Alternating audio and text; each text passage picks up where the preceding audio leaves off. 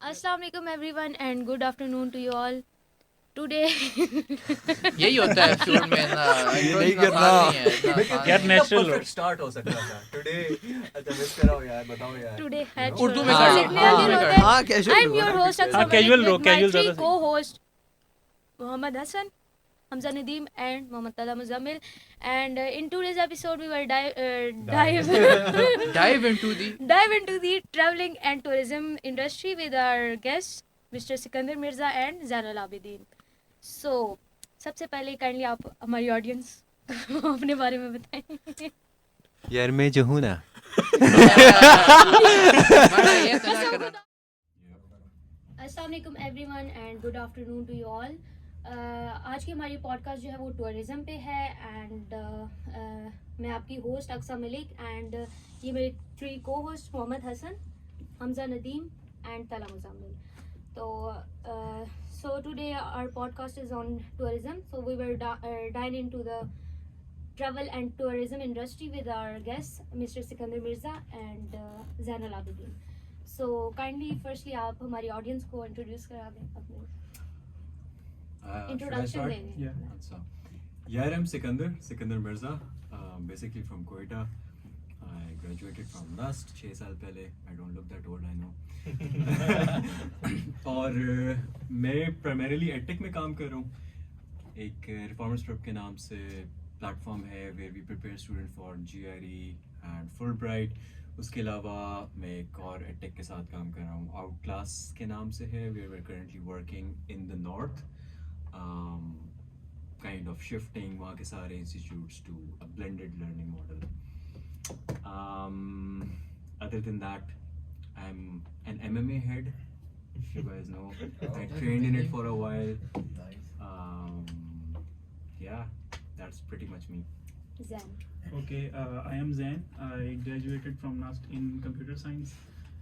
Basically, I'm from Faisalabad और फैसलाबाद से इस्लामाबाद आने का एक मेजर रीज़न NUST में आने का ये था क्योंकि मुझे पहाड़ों वाली सिटी में जाने का बहुत शौक था। तो NUST में एडमिशन हुआ और NUST में आने के फ़ौरन बाद मैंने अपनी डिग्री में इंटरेस्ट लूज़ कर दिया और ट्रैवलिंग स्टार्ट कर दी।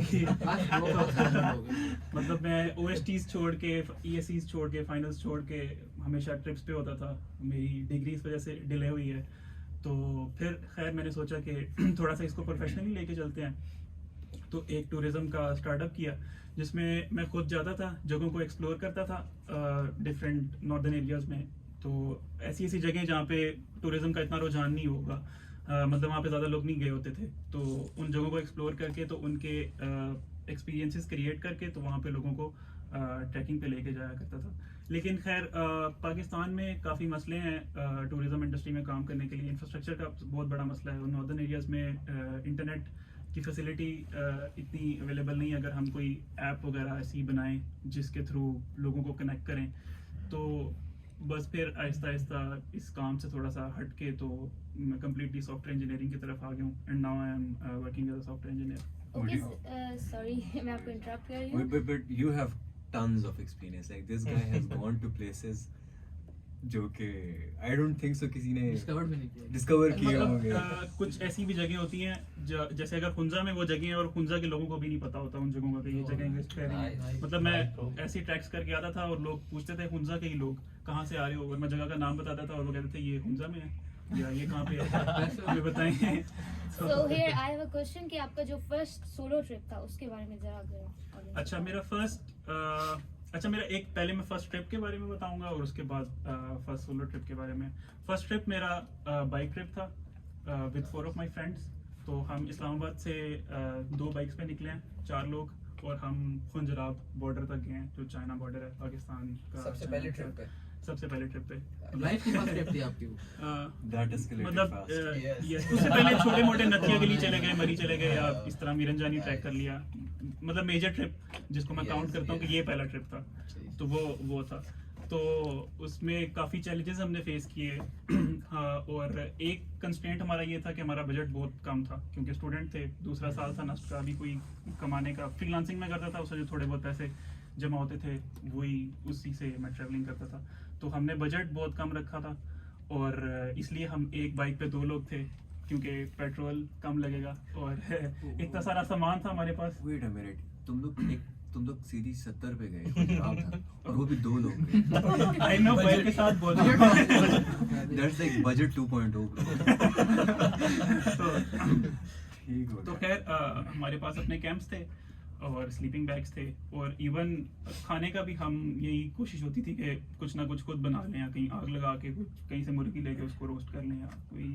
Once मुर्गी again, खरीद के या उसी बाइक पे टेंट भी थे यस और स्लीपिंग बैग्स भी थे। यस ये कौन सा 70 था, मैं दिखा पिक्चर्स दिखा सकता हूँ। स्टैंडिंग ओवेशन होनी चाहिए उस। मॉडिफाई किया होगा ना। बिल्कुल भी नहीं, बस उसकी जरा ट्यूनिंग श्यूनिंग कराई थी निकलने से पहले, ऑयल शॉयल चेंज करवाया था और बस निकल पड़े थे और हमें नहीं पता था कि ये पहुंचेगा या नहीं पहुंचेगा। बस हमने कहा कॉन्फिडेंस आपके अपनी बाइक पे काफी हाई था। कॉन्फिडेंस काफी आया था उस टाइम पे, लेकिन अब मैं सोचता हूँ ना कि यार दोबारा से अगर वो टाइम आए तो मैंने वो किस तरह से डिसीजन ले लिया, तो मुझे लगता है कि शायद मैं दोबारा डिसीजन वो ना लूँ, क्योंकि वो बहुत ही ज्यादा रैश सा डिसीजन था। बस इतना ज्यादा शौक चढ़ा हुआ था कि हमने जाना ही जाना है, तो हम बस निकल गए थे। जवानी तो जवानी थी। तो काफी चैलेंजेस हमने फेस किए, जैसे बाइक का पंचर की पूरी किट हमने साथ रखी हुई थी, क्योंकि अब नॉर्दर्न एरियाज में काफ़ी जगह ऐसी आती हैं जहाँ पे बहुत दूर दूर तक आपको पेट्रोल पंप नहीं मिलता या कोई पंचर वाली शॉप नहीं मिलती। तो पंचर लगाने का तरीका सीखा ऑनलाइन यूट्यूब पे देख के कि यार पंचर किस तरह से लगाना है। वो सारी किट खरीदी, ठीक है। एक्स्ट्रा ट्यूब्स रखी कि अगर ट्यूब बस्ट वगैरह हो जाती है या मतलब अगर पंचर लगाने के काबिल ही नहीं रहती tube. Now genuinely want to see your bike जिसके इतना सामान गरीबों का Bear Grylls. made in Pakistan। हमारा Bear Grylls made in Pakistan. Good यार। तो अच्छा ये ट्रिप था।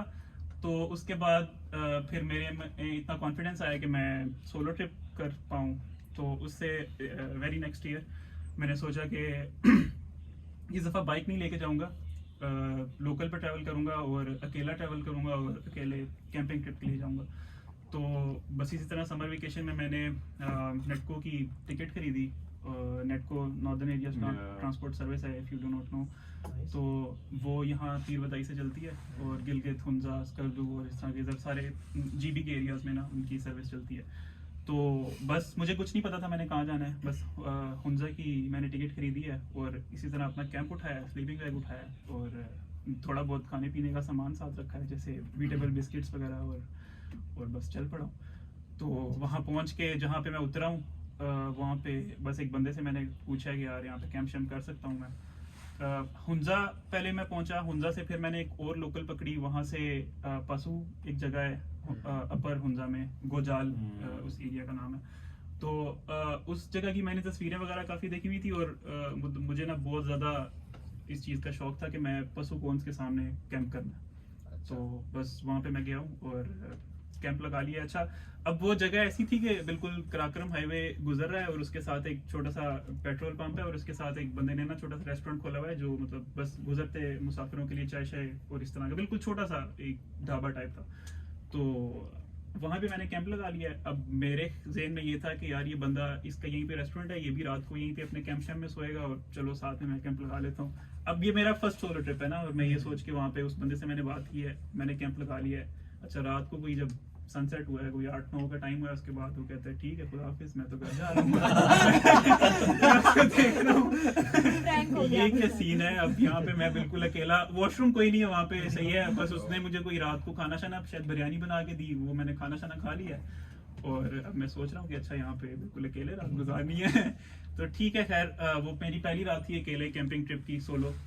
तो रात को बार बार मैं उठता रहा हूँ। मतलब अब बसू ना एक ऐसी जगह जहाँ पे हवा बहुत तेज चलती है। मतलब वहाँ पे तो इवन जब मैं कैंप लगा रहा था ना, तो अचानक हवा का झोंका आया और कैंप उड़ के चला गया और मैं उसके पीछे भाग रहा हूँ और कैंप मतलब अच्छा खासा दूर गया है वहाँ से, मैं पकड़ के लाऊं, इतनी तेज हवा चलती है।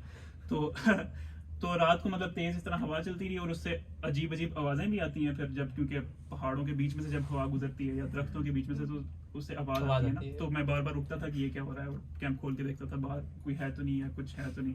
खैर वो काफ़ी एडवेंचरस रात मेरी गुजरी। उससे खैर मेरा कॉन्फिडेंस काफ़ी बिल्ड हो गया कि कुछ नहीं होता। एक मुझे थोड़ा सा ये था कि मे बी कोई वाइल्ड एनिमल वगैरह ना आ जाए। हुंजा में क्योंकि उस चीज़ का कोई डर नहीं होता आपको, मतलब क्रिमिनल एक्टिविटीज़ वहाँ पे बिल्कुल ज़ीरो हैं। और वहाँ पे लोग बहुत अच्छे हैं, सारे लोग पढ़े लिखे हैं, तो उस लिहाज से मुझे इतना डर नहीं था। लेकिन वाइल्ड एनिमल्स का थोड़ा बहुत डर था, जो कि अब वो भी खत्म हो गया, क्योंकि अब मुझे ये आइडिया हो गया कि जानवर तब तक आपको तंग नहीं करेगा जब तक आप उसको जाके तंग नहीं करते हैं। अवॉइड वो करता है। अवॉइड जानवर हमेशा अवॉइड करते हैं, ये इंसान ही होते हैं जो दूसरे इंसानों को बिला वजह तंग करते हैं। जानवर कभी ऐसे नहीं करते। तो खैर ये मेरा पहला सोलो ट्रिप था। सही। तो अच्छा, उसके बाद लाइक जो आपने प्रॉपर ट्रिप्स ऑर्गेनाइज करना शुरू किया, लाइक आपने काफ़ी ट्रिप्स ऑर्गेनाइज भी किया, आपका बाकायदा प्रॉपर पेज है, उसमें फॉलोवर्स वगैरह, तो उधर से क्लाइंटल काफ़ी आते थे। तो उसके पीछे क्या था, लाइक जो आपने फर्स्ट ट्रिप ऑर्गेनाइज किया, लोग उसमें एक पोस्ट होगी या 2 होगी, तो उसमें जो पूरा प्रोसेस था मार्केटिंग से लेके और एंड का जो प्लान था डिपार्चर और वो सारा वापस, उसमें वो क्या था? Your experience as a organizer, हाँ, एज ऑर्गेनाइजर आपने इसको कैसा पाया, और लाइक उसमें आपकी अर्निंग क्या हुई? जैसे कि आपने पहले बताया कि आप 16 करते थे, फिर आप लोकल पे गए, फिर आपने आइडिया सोचा कि मैं ऑर्गेनाइज ट्रिप लेके जाऊँ, तो वो उसके पीछे एक स्टोरी। अच्छा, खैर वो आइडिया इस तरह से आया कि अब मुझे ट्रैवलिंग का बहुत ज़्यादा शौक था। तो उस टाइम में नया बंदा जब अपने पैशन के बारे में बड़ा वो होता है ना, तो बंदा कहता है कि यार अच्छा पैशन से पैसे कमाने चाहिए, और ये मतलब I do not believe in those things right now. लेकिन उस टाइम पे पाकिस्तान हिट्स यू ऑल। तो उस टाइम में बंदा खैर मतलब थोड़ा यंग होता है और इस तरह की बहुत सारी बातें उसके दिमाग में चल रही होती है ना कि भाई अपने पैशन से पैसा कमाना है और ये वो। तो मैंने सोचा क्यों ना ट्रैवलिंग से पैसे कमाने की कोशिश की जाए। तो उसमें मैंने यही सोचा कि पहले मैं कुछ जगह एक्सप्लोर करूंगा। और हाँ, पाकिस्तान में जो टूरिज्म इंडस्ट्री में सारे लोग काम कर रहे थे ना, वो मेजरली यही था कि लेजर ट्रिप्स लोग करवाते थे, यहाँ से कोस्टर्स भर के ले जाना और बस मेन जगहों पे लोगों को घुमाना, लोगों ने वहाँ पे सेल्फीज वगैरह ले लेनी और बस दैट्स इट, और ये ट्रिप उनका हो जाना ना। मतलब अब जीबी का एरिया इतना बड़ा एरिया है और मोस्टली लोग, मतलब मेरे ख्याल से तो 80 to 90% लोग सिर्फ वो कराक्रम हाईवे के ऊपर ही बस रहते हैं, और उसके साथ साथ जो भी साइट सीइंग के आती हैं जगह वो देख के तो वापस आ जाते हैं। तो मुझे खैर ट्रैकिंग का, एक्सप्लोरेशन का ज़्यादा शौक था, कैंपिंग वगैरह और थोड़ी सी ना विल्डरनेस साइड पे एडवेंचरस ट्रिप्स का। तो मैंने सोचा कि मैं खुद जगह को एक्सप्लोर करूँगा और फिर उन जगहों पे लोगों को, मतलब साउथ से, सारे पंजाब से, सिंध से, हर पूरे पाकिस्तान से उन जगहों पे लोगों को लेकर जाऊँगा। तो उसमें भी काफ़ी चैलेंजेस मैंने फेस किए, जैसे कि अब जो एडवेंचरस ट्रिप्स होते हैं वो मोस्टली वीक लॉन्ग होते हैं या इससे ज़्यादा या इससे कम में, मतलब 5 days या इससे कम में करना बहुत मुश्किल हो जाता है, क्योंकि एक तो वो जगह बहुत रिमोट होती है, वहाँ पे आपको जाने का भी टाइम लगता है, उसके बाद ट्रैक का अच्छा खासा टाइम होता है, 3-4 दिन तो वो भी लग जाते हैं।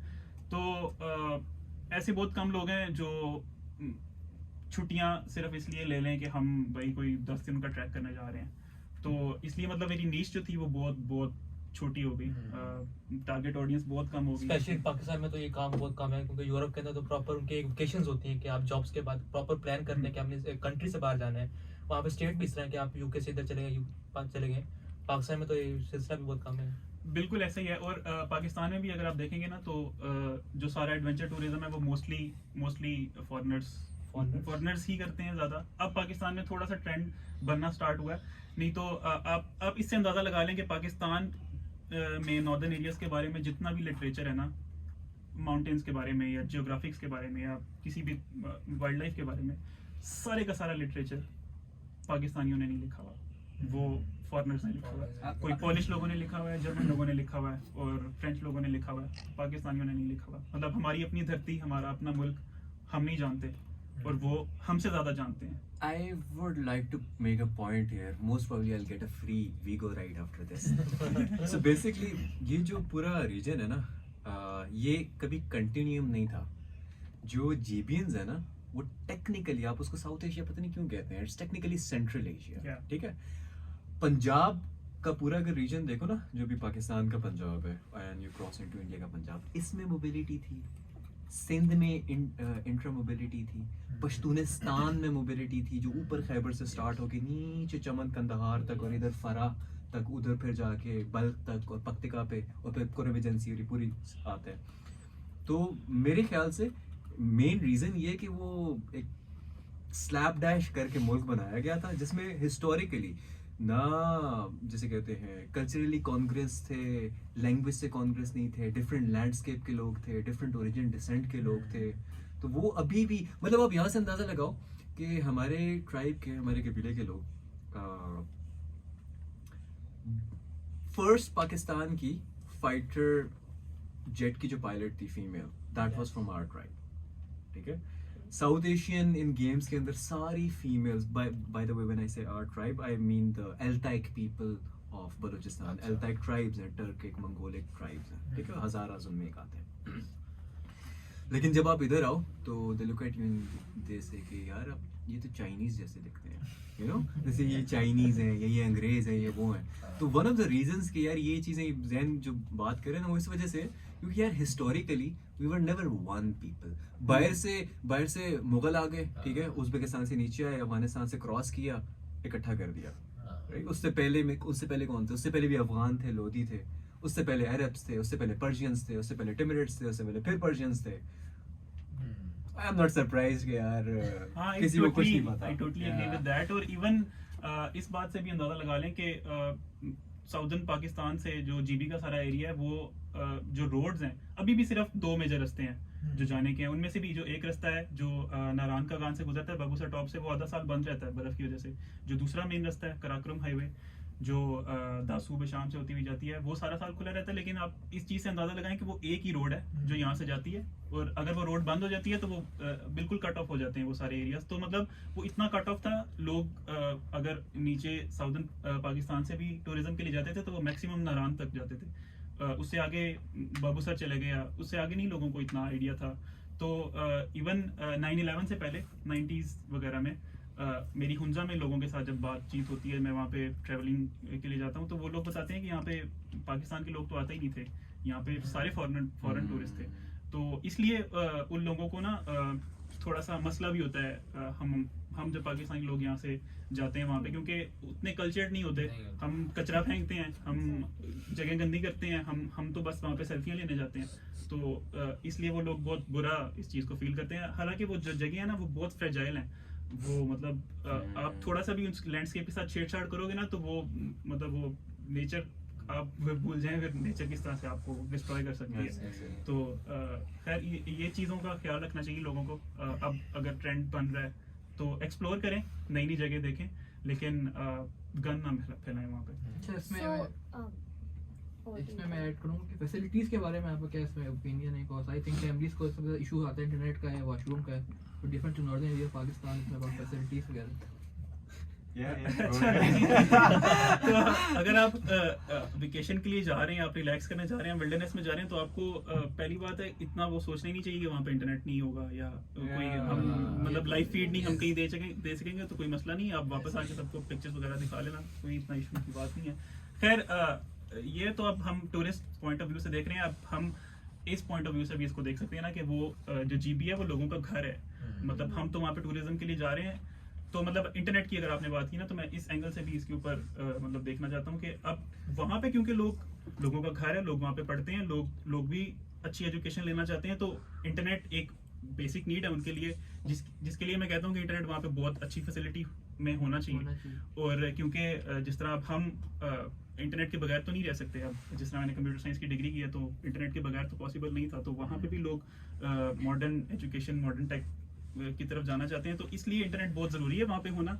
लेकिन टूरिज्म के पर्सपेक्टिव से इतना कोई खास ज़रूरी नहीं है इंटरनेट। इंफ्रास्ट्रक्चर तो फिर भी होना चाहिए, लाइक रोड इस्लाम ने कहा बहुत सी जगह ऐसी हैं जहाँ लोग जा ही नहीं सकते, लाइक बड़ा इशू होता है, हैकिंग करनी पड़ती है, तो उसके लिए प्रॉपर इंफ्रास्ट्रक्चर हो। तो मेरे ख्याल से उन जगहों की खूबसूरती इस वजह से है कि Exactly, लोग जा नहीं सकते।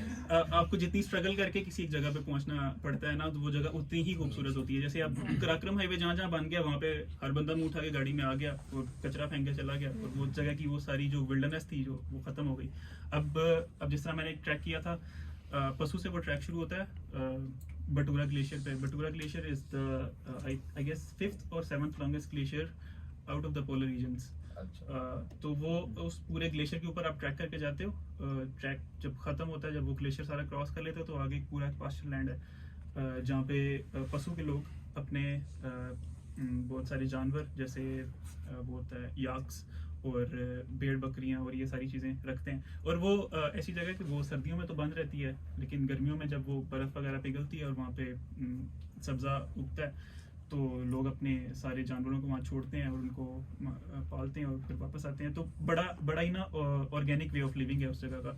तो वहाँ पे मैं ट्रैक करके गया। अब हमने अपना खाना शाना खुद उठाया अपने कंधों पे बैग्स वगैरह में डाल के, और वहाँ पे पत्थर के शेफर्ड हट्स बने हुए थे जिनके अंदर हम ठहरे, और वहाँ पे मैंने एक ऑर्गेनिक योगर्ट खाया था, मतलब जिसका टेस्ट मुझे आज तक याद है कि यार उस तरह का योगर्ट मैंने आज तक कभी नहीं खाया। वहाँ पे ना एक इसी तरह आंटी थी जो उन्होंने खुद ही से आई गेस किसी शीप का दूध से वो बनाया था, और वो बहुत बहुत फिट योगर्ट था। तो मतलब वो बिल्कुल नेचर के करीब जाके जो रहने वाला है ना, अगर अब देखें वहाँ पे अगर रोड बन गया तो फिर तो हर बंदा वहाँ पे आना शुरू हो जाएगा, और फिर मतलब वहाँ पे रेस्टोरेंट्स बन जाएंगे, वहाँ पे सारा कुछ पहुँचना शुरू हो जाएगा, तो उस जगह की वो वैल्यू जो है वो ख़त्म हो जाएगी। तो इसलिए आई थिंक कि बहुत ज़्यादा कंट्रोल्ड वे में कंस्ट्रक्शन करनी चाहिए, बिल्कुल कॉन्क्रीट सिटीज़ नहीं बना देने चाहिए डेवलपमेंट करते वक्त, उस जगह की नेचुरल ब्यूटी का बहुत ज़्यादा ख्याल रखना चाहिए इंफ्रास्ट्रक्चर डेवलप करते वक्त। अच्छा, इसमें जैसे पहले आपने बात की टूरिज्म की, ट्रैकिंग वगैरह, एडवेंचर की, तो what do you think guys के मतलब हम लोग जो है ये एडवेंचरस जो है टूरिज्म वो पाकिस्तान में किस तरह से प्रमोट कर सकते हैं? लाइक इसमें तो डिफरेंट होता है, एक तो हमारी जो हिस्टोरिकल प्लेसेस हैं, उसके बाद जो दूसरी आ जाते हैं लेयर के लिए जो हम लोग जाते हैं, लाइक उसमें जो है नेचर के लिए लोग जाते हैं, लेकिन जो एडवेंचरस टूरिज्म है उसको लोग बहुत कम जो है वो करते हैं। तो उसका क्या तरीका है कि हम लोग ये लोगों को पाकिस्तान में लाएंगे, वो ज़रा जो एडवेंचरस टूरिज्म है लाइक ट्रैकिंग हो गया, हाइकिंग हो गया, कैंपिंग हो गया, इसको भी प्रमोट करें और इस पे भी है। आई गेस ये लोगों के शौक मतलब हम खुद से नहीं चेंज कर सकते। मतलब जिस तरह अगर यहाँ के लोगों को इतना ट्रैकिंग का शौक नहीं है तो हम धक्के से ज़बरदस्ती नहीं उनको मेरे ख्याल में करा सकते। ये है कि हम जगह खुद एक्सप्लोर करके उनके बारे में बहुत अच्छी अच्छी डॉक्यूमेंट्रीज बना के या कोई उनके बारे में इंफॉर्मेशन लोगों तक पहुंचा सकते हैं, जिसकी वजह से लोग खुद इंस्पायर हों, लोग खुद वो जगह देखना चाहें। इसमें I would like to add something. यार हिस्टोरिकली तुम लोगों को पता है वो जो the whitewashing of the history जो हुई है, जीसस को वाइट बना दिया, राइट? कितने बड़े बड़े हीरोज को उठा के वाइट बना दिया। ये एक टेंडेंसी होती है नेशंस के अंदर। हमारे ना मुल्क के अंदर एक टेंडेंसी है of would I sound racist if I say it, kind of Punjabi washing the whole country, right? अगर नॉर्थ से कोई बंदा आ रहा है तो why is that person Chinese or that person अंग्रेज? Why isn't that person calling you कि यार आप इंडियन हो, right? अब इससे होता क्या है? इससे एक मैस स्केल पे ये एक इतनी इंसिडियस सी चीज है ना, एक मैस स्केल पे लोग इंटरेस्ट ही नहीं लेते। Like if I ask you about Balochistan, मैं तुमसे पूछूं क्या आता है ज़हन में? What do you guys know about plain पहाड़। एरियाज, पहाड़, पहाड़ आते हैं, that's it, नहीं। that's it, ग्वादर, dryness, इसमें एक वो भी है ना, लाइक उधर लोग बहुत जो Furious. वायलेंस वगैरह Furious. और feudalism. let me tell you a typical day in Balochistan, ठीक है? In Quetta, from where I am from, Mughlabad region, ठीक है? So I went out from Mughlabad से पीछे पहाड़ी को क्रॉस करके मरियाबाद में गया। उस पहाड़ी से ऊपर जाके जगह आती है फातिमा, वहाँ से मैं नीचे जा रहा था, and there was this lady singing, वहाँ पे ऊपर बैठी हुई हज़ारा, beautiful voice, ठीक है? खुला खूबसूरत मंजर वहाँ पे, and imagine that Mongol descendant sitting there in her hijab singing, right? अलग ही I vibe. came down, this is Abdul Qayyum Changezi stadium के पास, वहाँ पे फीमेल्स वर प्लेइंग फुटबॉल, नीचे में गया, वहाँ पे MMA के मार्शल आर्ट्स के जिम में 7-8 लाइन में ये हो रहा था, ठीक है? देयर वाज सम हज़ार की dance happening, there was tea, there was food, right? वहाँ से निकला, आई विजिटेड मेरा फ्रेंड एक Nasir is a tribe, is a Pashtun tribe, वहाँ पे मैं गया, कलई नासरान, कली कहते हैं, यू नो पश्तो में गाँव को कहते हैं, तो वो नासरों की गाँव है, उधर मैं गया।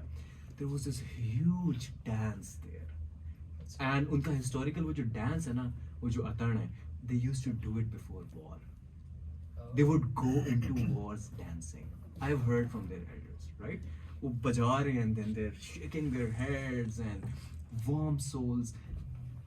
आई entered their home, beautiful Turkic carpet, खूबसूरत, सर्दी का टाइम है, दरमियान में अंगीठी लगी हुई है, ठीक है? अ पर्सन कम्स, सलमची चिलमची भी कहते हैं उसको, बेसिकली एक सिंक होता है, पोर्टेबल सिंक होता है, उसमें हाथ धुलवाए, मेवे रखे, खाया, then you know we ate a lot, had green tea, went to, so this is a typical day in those And mountains. you being the resident of that place, you did not know. No, about of course, I knew, Acha, but acha. this is the lens which people lack. it. हाँ. अभी I don't think I'm the best storyteller ये words के साथ हूँ, right? But गोरे जो होते हैं ना, जैसे Vikings हैं, Vikings की तुम history पढ़ो ना आगे, ठीक है? Like they literally used to carry women on their shoulders. They would throw them on a stone stuff, rape them, ठीक है? And move on to a next बंदी. So, इस तरह की उनकी हरकतें होती थी. उनकी history पढ़ो. Viking season को देखा तुमने? Viking season देखा किसी ने? नहीं देखा? किसी ने कोई documentary देखी है? No. You have watched it, Zain, right? Yeah. कितना लायोनाइज किया गया है, राइट? इट बात होती है कि आप उस नैरेटिव को देते हैं जब पाकिस्तान आपका है ही, मतलब पाकिस्तान की डेफिनेशन ही एक वो है, जब खूबसूरत जगह होती हैं फिर आप दिखा देते हो, Yes. ठीक है? वरना आपकी पाकिस्तान की डेफिनेशन ये है. मैं नस्ट के मेस में बैठा था, दिस इज फनी.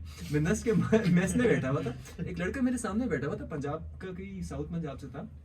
मुझे कहता है कि वैसे बातचीत स्टार्ट हो गई. मैं बस काफ़ी एंटी सोशल था उस टाइम में, तो वो बात कर रहा था, मैं अवॉइड कर रहा था. मैं थोड़ा साइड पे आके बैठा, तो वो भी फॉर सम रीजन मैंने कहा चलो यार no avoiding this guy. And he asked me कि आप कहाँ के हो ना. मैंने कहा मैं बलूचिस्तान का हूँ. अच्छा बलूची हो. मैंने कहा यार A it's not Balochi, it's Baloch. B I am not a Baloch. है तो आप बलूचिस्तान के, तो आप बलोच क्यों नहीं हो? there you go again.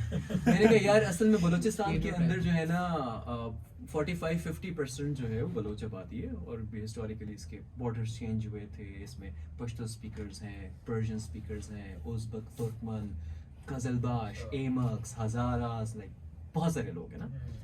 अच्छा मतलब उसका ना सॉफ्टवेयर हैंग हो गया थोड़ा टाइम. फिर मुझे कहते हैं कि आप क्या हो? मैंने कहा यार I'm a पश्तो स्पीकर. अच्छा बलोची पठान हो. I was like damn dude. उसके और फिर मुझे वो कहता है यार आप बलूचिस्तान से हो तो फिर आपकी वो जो बड़ी बड़ी बियर्ड्स होती हैं वो क्यों नहीं आपकी? Like how do you respond to that? What do you tell such a creature?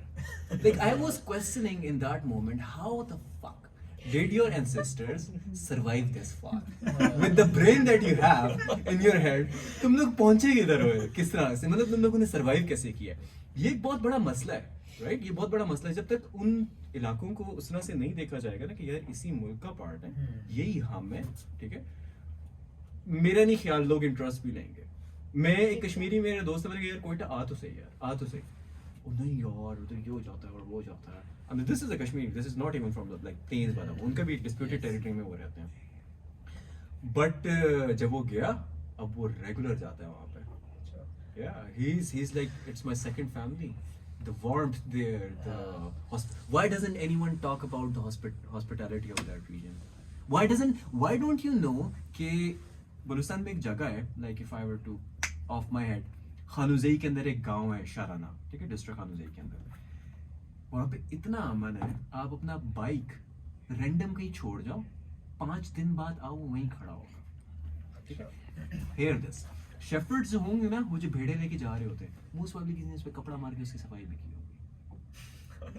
Why don't people know about this? तो ये जो प्रॉब्लम है ना, ये जो problem, it's safer than any place in Punjab. Yeah. Right? Why don't people talk about that? And that's just one place. उस तरह के बहुत ज़्यादा जगह हैं. हाँ, उसमें भी पॉलिटिकल चीज़ें आ जाती हैं. बलोच जो हैं, they have a problem with everyone, they have a problem with us as well, right? Ethnic Baloch जो होते हैं, but that being said, they are also very hospitable. और वो चीज़ें, तो वो जो एक नैरेटिव है ना, अब जब ये चीज़ें आएंगी ना, जब लोग देखेंगे, आप उसको देख के इंस्पायर होते हो.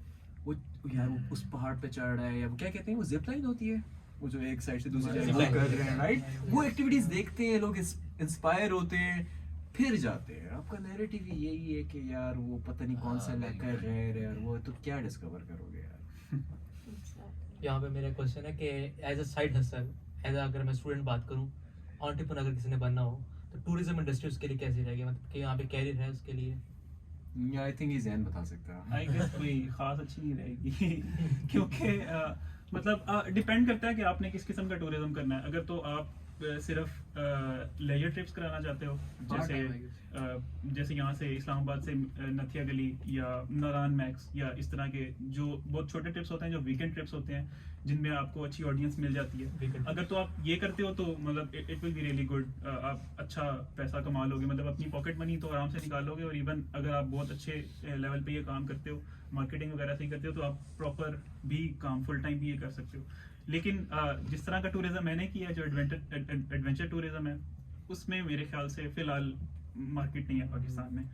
मतलब मे बी अगले कुछ सालों में जब इंटरनेट की फैसिलिटीज काफ़ी बेहतर हो जाएं तो लोग कंफर्टेबल फील करें दूर दराज के एरियाज में जाना, वहाँ ज़्यादा देर स्टे करना। अब तो खैर इतना ट्रेंड बनता जा रहा है कि लोग अक्सर रिमोट जॉब्स वगैरह कर रहे होते हैं, जो सॉफ्टवेयर इंजीनियर्स होते हैं, और वैसे भी थोड़ा सा उस तरफ का रुझान है। तो आई गेस इजी हो रहा है आहिस्ता आहिस्ता लंबे ट्रिप्स के ऊपर जाना।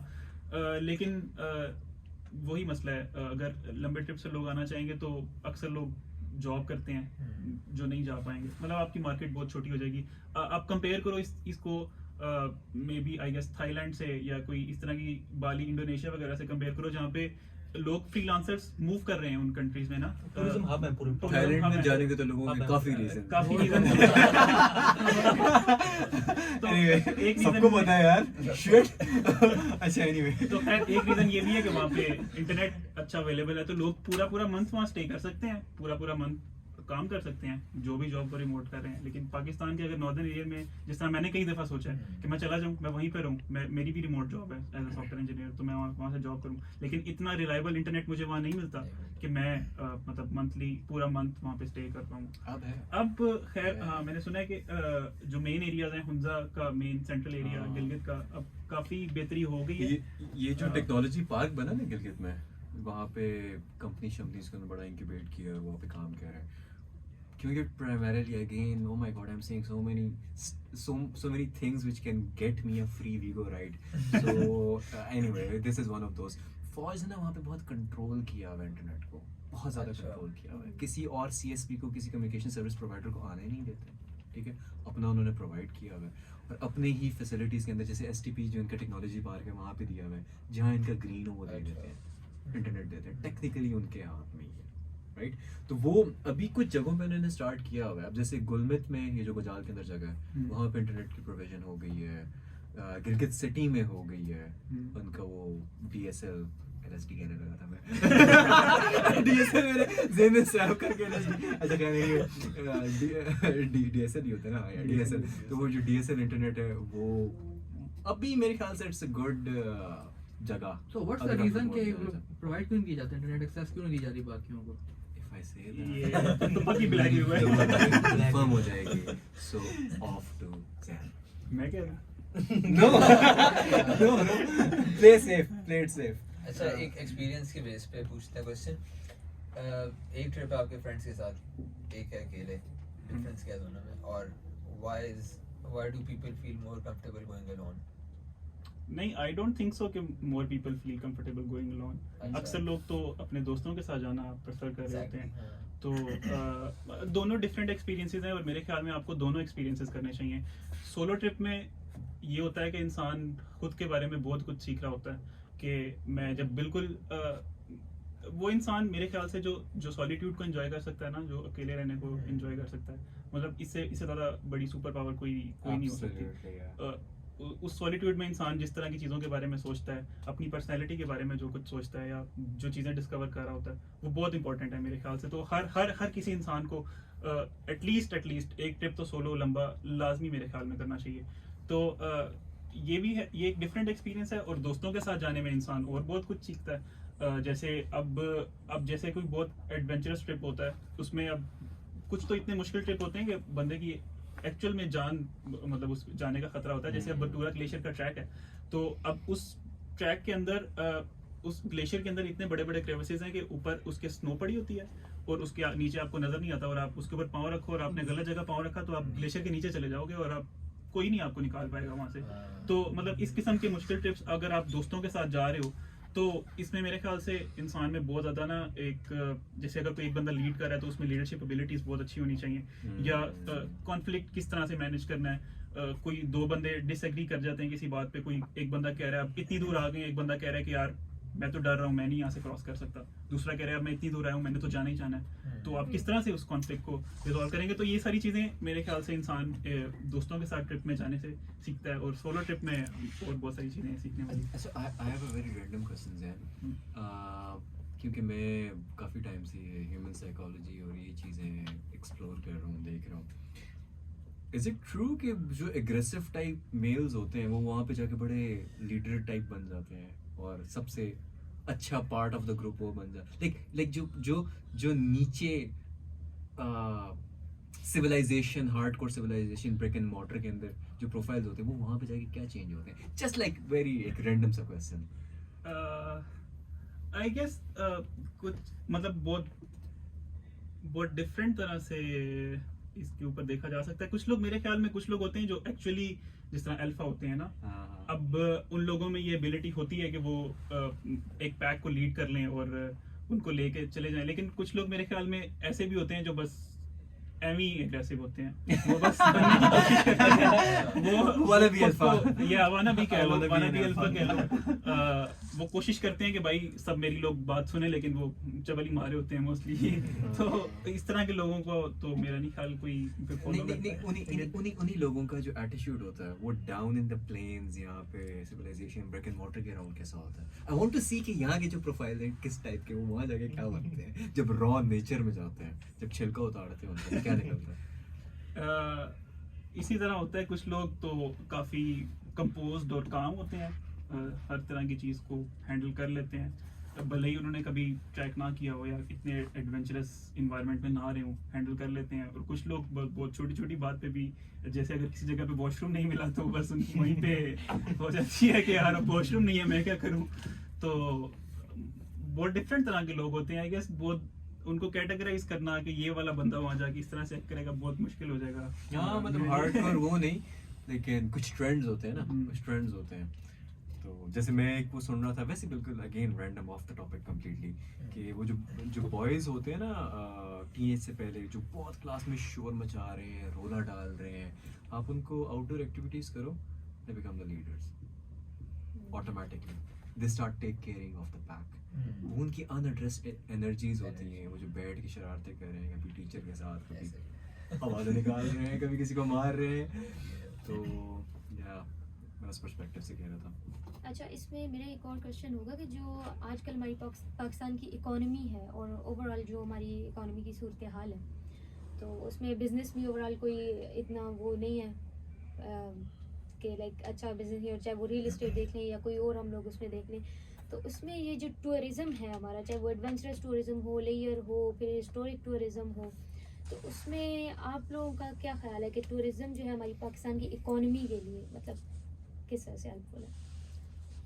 मेरे ख्याल से उसी सूरत में हेल्पफुल हो सकता है अगर आप फॉरेन टूरिस्ट को लेकर आ रहे हो, क्योंकि मतलब अंदर का पैसा इधर-उधर जा रहा है, इधर-उधर होने से तो कोई फर्क ही नहीं बाहर पड़ेगा से ना। आए पैसे। और और अगर आप इंटरनेशनल ऑडियंस को टारगेट कर रहे हो, आप डॉलर्स लेकर आ रहे हो, आप या पाउंड्स लेकर आ रहे हो, यूरोस लेकर आ रहे हो, तो फिर फ़ायदा हो सकता है, बहुत बूस्ट मिल सकता है इकोनॉमी को। लेकिन उसके लिए फिर पाकिस्तान का इमेज आपको बहुत अच्छा करना पड़ेगा, बहुत अच्छा करना पड़ेगा कि लोग इतना कंफर्टेबल फील करें, जिस तरह लोग मुंह उठा के अब स्विट्जरलैंड हो गया, स्विट्जरलैंड चले जाते हैं या यूरोप के सारे लोग वहाँ पे, तो इस तरह ही लोग इतना ही कंफर्टेबल पाकिस्तान आने को भी फील करें। अच्छा, इसमें एक और भी चीज़ है, मेरे ख्याल से ना बहुत फेकली भी ये टूरिज्म का जो इमेज है ना पिछले कुछ सालों में प्रमोट करने की कोशिश की गई है, जो कि पता नहीं क्यों, जिस तरह अब इन्होंने कुछ फॉरेन इन्फ्लुएंसर्स को बुला के पेड दे के, अब वो जो इन्फ्लुएंसर्स थे वो इंस्टा पे स्टोरीज ऐसे लगा रहे होते थे कि देखो हम तो बड़ा सेफ हैं पाकिस्तान में, और हम तो अकेले घूम रहे हैं, मैं लड़कियों अकेले घूम रही हूँ, और एक्चुअल में उनके पीछे 4 डाले चल रहे होते थे, वो जो नहीं दिखाते थे, सही है, अपनी स्टोरीज में। तो ये मेरे ख्याल से इस चीज का उल्टा नुकसान है। इसको देख के लोग आएंगे, ठीक है, और जब वो रियलिटी देखेंगे तो फिर वो लोग ज्यादा डिस्टर्ब होंगे यहाँ पे। तो मतलब एक फेक तरीके से, एक झूठ तरीके से इस चीज को नहीं प्रमोट करना चाहिए, एक्चुअल अपने आप को बेहतर करना चाहिए। मेरे ख्याल से जो मसले हैं उनको सॉल्व करना चाहिए, बजाय इसके कि आप बाहर से इन्फ्लुएंसर बुला के दिखा रहे हो। और आपको बाहर से क्यों वैलिडेशन चाहिए, आप खुद से यहाँ पे इतना अच्छा हो जाओ ना कि लोग देखें कि यार ये मुल्क भी है जाने वाला। यहाँ पे मैं एक चीज करूंगा कि हमारा एक यूट्यूबर है वाइल्ड एंड बरार, वो बलूचिस्तान से जब एंटर हुए थे अफगानिस्तान से, तो प्रॉपर उनके पीछे वीगो स्कॉट कर रहे थे उन्हें कि इन्हें सेफ एरिया तक छोड़ के आए। तो जिस तरह का अब उनके जो व्लॉग पूरी दुनिया ने देखे, तो उनका किस तरह का इमेज आ रहा होगा कि फील कर रहे होंगे पीछे वीगो घूम रही है, पुलिस है यहाँ पे, आप फ्रीली घूम नहीं सकते। और प्रॉपर उन्होंने पंजाब में इंटर करके वीगो पीछे हटी है कि यहाँ पे आप सेफ हैं, और पीछे बलूचिस्तान के थे कि प्रॉपर उन्हें स्कॉट कर रहे थे। I mean that's the truth. उसमें क्या इमेज बना रहे हैं हम? That's the truth. वैसे ही That's the truth कि यार वहाँ पे ये चीज़ें होती हैं. होती है। Politically इतनी ज़्यादा टेंशन है. अगर आप एथनिक बलोच इलाकों में जा रहे हो, even we are not safe. The problem is क्योंकि it all goes back to the foundation of this country. वो कहते हैं यार we never wanted to join. हमारे लोअर अपर हाउसेस से पाकिस्तान के अगेंस्ट वोटिंग हुई थी। 9 किसी को हमारी हिस्ट्री बुक्स में भी पढ़ाया जाता, 9 महीने के बाद जो है एनेक्स किया गया था बलूचिस्तान को। 48 में पूरा ऑपरेशन हुआ था, इन्वेजन हुई थी, ठीक है, ये किसी को पता ही नहीं होता। हाँ, नहीं पता। I don't know what's the solution to that honestly. Like how do you tell people of that sort जिन्होंने ब्रिटिश थे, in fact let's थोड़ा सा उससे भी जाओ, मैसेडोनियंस थे उनसे लड़े, सेंट्रल एशियंस थे पूरे खत्ते वाले उनसे लड़े, ठीक है, अरब्स थे उनसे लड़े, फिर आपके लेटर टिमरिड्स आ गए उनसे लड़े, ब्रिटिश आ गए उनसे लड़े। What do you do with those people? Right? मुझे नहीं समझ आता। अब ये जो एक क्वेश्चन है ना, ये मेरे ख्याल से पाकिस्तान के डिफरेंट पार्ट्स के लिए इसका डिफरेंट आंसर होगा। बलूचिस्तान के बलोच इलाकों के लिए डिफरेंट आंसर है। मेरे ख्याल से तो अगर उनको semi independent, oh my God I need तो मेरे ख्याल से तो अगर उनका कोई इस तरह का सीन हो जाए जैसे यूएस में एक सेमी इंडिपेंडेंट स्टेट, शायद वो रिलैक्स हो जाए, right? Otherwise they will keep fighting majority of them. ये भी एक मतलब I am from there, I have sat among those people नहीं है, ऊपर से बोल भी रहे हो ना तो deep down inside they do know यार Iranian people with a different descent and culture and language। तुम्हें पता है डेरा बुकटी के अंदर हिंदू और क्रिश्चियंस भी है, पता है इस बात का? आज तक डेरा बुकटी के अंदर किसी ने उनको हाथ नहीं लगाया। Why? Because जैसे हम नस्ब है, हमारी लैंग्वेज के, हमारे कल्चर के, हमारे लैंडस्केप के लोग हैं, राइट? तो वो इस तरह से सोचते हैं, तो उनके लिए ये चीज़ बड़ी इंपॉर्टेंट होती है। तो दैट्स द बलोच। हो थोड़ा सा ऊपर आ जाते हो, बरावी पट्टी आती है। बरावीज आर लाइक यू नो डिसओन्ड किस्म के लोग। वो कहते हैं हम बलोच हैं, बलोच कहते हैं तुम बलोच नहीं हो। पश्तून कहते हैं इनका थोड़ा सा डिसेंट हमसे मिलता है, वो कहते हैं हम नहीं, हम बलोच हैं।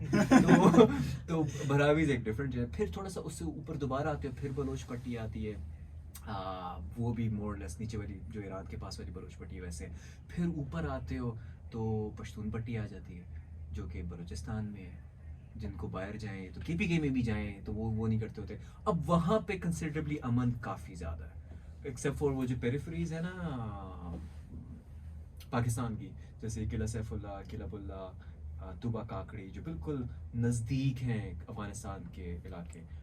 वहाँ पे ट्रिकी है, मतलब वहाँ पे it also depends where you're from. If you're from KP, you would have an easy time there, right? तो मेरे ख्याल से सर रियलिटी के क्योंकि कोई रैंडम बंदा आए ना तो उनको लगता है ना अगर कोई पॉलिटिकल गेन हो सकता है, हाँ ये चाइनीज इसको उठा के लेसन टू पाकिस्तान की state, let's do it, right? वो चिंग पोंग रास्ते में like what the WTF expression के साथ भाई मेरा क्या सीन है इसमें, तो वो डिफरेंट है। तो और केपीके में जाते हो फिर चेंज हो जाता है। तो पहले वो पॉलिटिकल जो हमारे और कल्चरल और वो जैसे मेरे, this is my believe, I could be completely entirely wrong, right? लेकिन मेरा बिलीव ये है कि वो जो पॉलिटिकल मसाइल है ना उनको सॉल्व करें और कल्चर के अंदर, मीडिया के अंदर थोड़ी सी क्रॉस कम्युनिकेशन जो है वो देखने में आए कि यार ये कैसे होते हैं। Real Pakistan, right? This is Pakistan, not that, मतलब that is part of Pakistan which we have been shouting out for the last कितने हो गए साल, 77 साल हो गए, 75 साल हो गए, जितने साल हो गए, exactly। आई गेस घूम आके बात फिर से वहीं पे आ जाती है जो हमारा बेसिक मसला है, जो वही 75 सालों से चलता आ रहा है जो ब्लैक वीगो भी ला सकता है कि ये धक्के से बनाई हुई स्टेट है। तो बस फिर जब धक्के से बनाई हुई स्टेट होती है तो फिर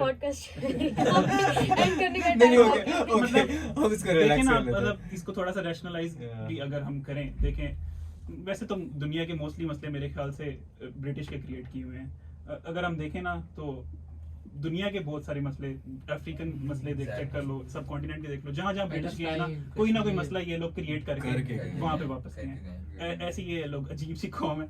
तो खैर बात बदल गई है, हम इसको देखते हैं जिस तरह अब पाकिस्तान है, अब पंजाब है, बिल्कुल उसके बीच में लाइन मार दी है ना। पंजाब इंडियन वाली साइड पे भी पंजाबी बिल्कुल सेम कल्चर है, इस साइड पे भी सेम कल्चर है।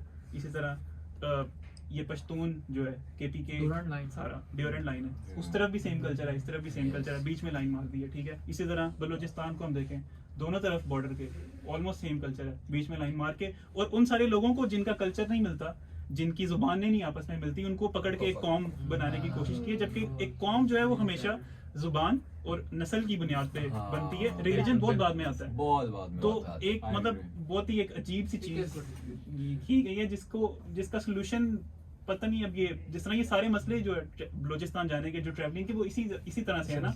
अब पंजाब के मोस्टली लोग अगर पाकिस्तान में हुकूमत कर रहे हैं तो कोई चाइनीज, जिस तरह सिकंदर ने बात की, वहाँ जाता है तो वो उसको उठाते हैं, वो एक लेसन क्रिएट करने के लिए उसको उठाते हैं ना। तो ये मसले हैं ही इस वजह से कि But on the brighter side, if you think about this country, take a moment, think about it. Do we have glaciers, fresh water? yes. Yes. Yes. Most in the world, freshwater Yes. glaciers. ठीक है? Do we have deserts? Yes. Do we have the most fertile land? Do we have chromite, uranium, iron, all probably the lithium as well, Yes. coal, oil, gas? Yes. Yes. Do we have All diverse everything. किस्म के warrior people who can protect this country? हाँ. Right? Right? What do we not have? But हम उसको utilise कितना कर रहे हैं, ये भी तो वही ना. Yeah, What वही- we I think don't have Pakistan में sense. पोटेंशियल बहुत है लेकिन रिप्रेजेंट करने वाला वही ना. Tourism like Pakistan is a मजेदार किस्म का मुल्क यार. आप ऊपर से नीचे लैंडस्केप जाते हो ना, आपको सब कुछ Yes. मिल जाता है. सब आपको कुछ. ग्लेशियर से दुनिया के गर्म तरीन इलाकों टाइप चीजें मिल जाती हैं.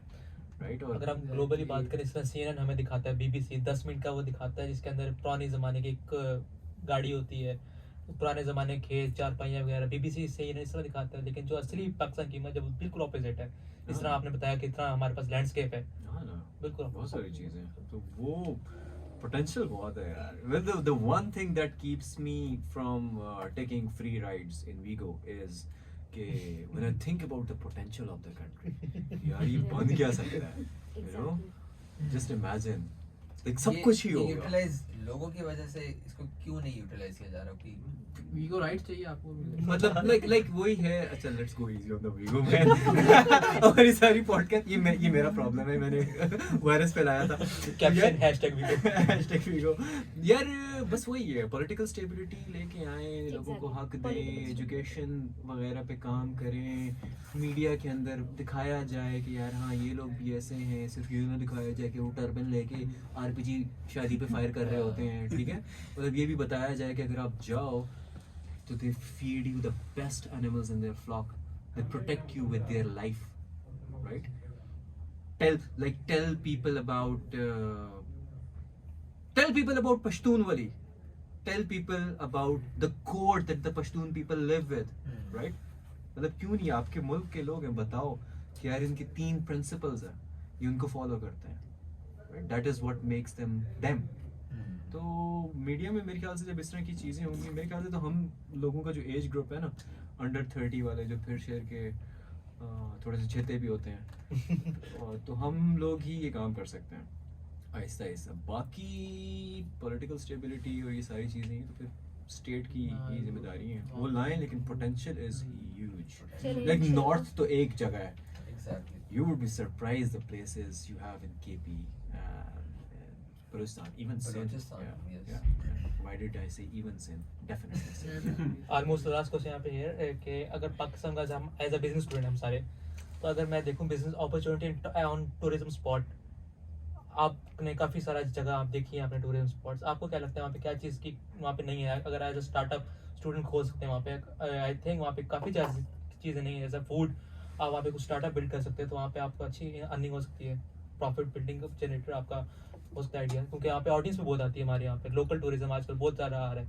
उसके बारे में आपको आई गेस सबसे ज़्यादा कमी तो इस टाइम इंफ्रास्ट्रक्चर की है, लेकिन इंफ्रास्ट्रक्चर भी ऐसी बेतुका नहीं बना देना. उसको बहुत ज़्यादा वेल प्लान होना चाहिए, क्योंकि नॉर्दर्न एरियाज ऑफ पाकिस्तान जो हैं वो, जैसे मैंने पहले भी बात की, वो बहुत फ्रेजाइल हैं।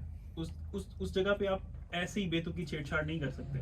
और जब ये लोगों को सेंस आएगी, जब ये लोगों को अकल आएगी, जब इन सारे डिज़ाइनर्स को जो सिटी वगैरह या डेवलपमेंट करते हैं, ये सारी चीज़ें उनको पहले समझनी चाहिए और फिर वहाँ पे उस जगह के अकॉर्डिंग इंफ्रास्ट्रक्चर डेवलप करना चाहिए। सबसे ज़्यादा इंफ्रास्ट्रक्चर ही की कमी है और किसी चीज़ की कमी नहीं है। लोग बहुत अच्छे हैं, लोग पढ़े लिखे हैं और फूड वो लोग अपना उगाते हैं। फूड के हाँ मसले हैं फूड के भी, लेकिन वो ये इतने बड़े मसले नहीं हैं। मेजर मसला इंफ्रास्ट्रक्चर का है और पोटेंशियल बहुत ज़्यादा है। जैसे अभी पहले भी लैंडस्केप की हम बात कर रहे थे, तो उसमें भी मैं एक और चीज़ ऐड करना चाहूँगा कि इतना डाइवर्स लैंडस्केप है ना पाकिस्तान में, कि आप इस चीज़ से अंदाज़ा लगा लें, इतना लकी है मतलब हमारा मुल्क कि पूरी दुनिया में सिर्फ 14 ऐसे पहाड़ हैं 8000 जो है ना, 8000 उस पहाड़ को कहते हैं जो 8000 मीटर से अबव होता है, या 8000 मीटर होता है या उससे अबव होता है। पूरी दुनिया में सिर्फ 14 हैं, ठीक है, 14। और पाकिस्तान में पता है कितने हैं? 5 उनमें से पाकिस्तान में है और बाकी 9 नेपाल में है। More than 1/3. तो आप देखें तो मतलब कि एक ऐसी चीज जो दुनिया में 14 और उसमें से 5 वो पाकिस्तान में, और लोग कहते हैं कि हमारे पास कुछ नहीं है, या मतलब हम पीछे रह गए, या मतलब लैंडस्केप और सारे के सारे सीजन आपको मिलते हैं। आप किसी भी मौसम में आ जाएं, आपको यहाँ बर्फ भी मिल जाएगी, आपको बीचेस पे इस तरह का मौसम भी मिल जाएगा कि आप समुंदर में जाके नहा सको, आपको डेजर्ट भी मिल जाएंगे, आपको फुल लश ग्रीन माउंटेन्स भी मिल जाएंगे। तो इतनी डाइवर्सिटी है, और पहाड़ों की तो फिर क्या ही कहने हैं ना। अब मैं उस चीज़ की बात करता हूँ कि जिस तरह ये जो 8,000 पाकिस्तान में है, जो K2 बेस कैंप का ट्रैक अक्सर लोग करते हैं, बाहर से लोग करने आते हैं, वो बहुत ही मतलब अमेजिंग ट्रैक है।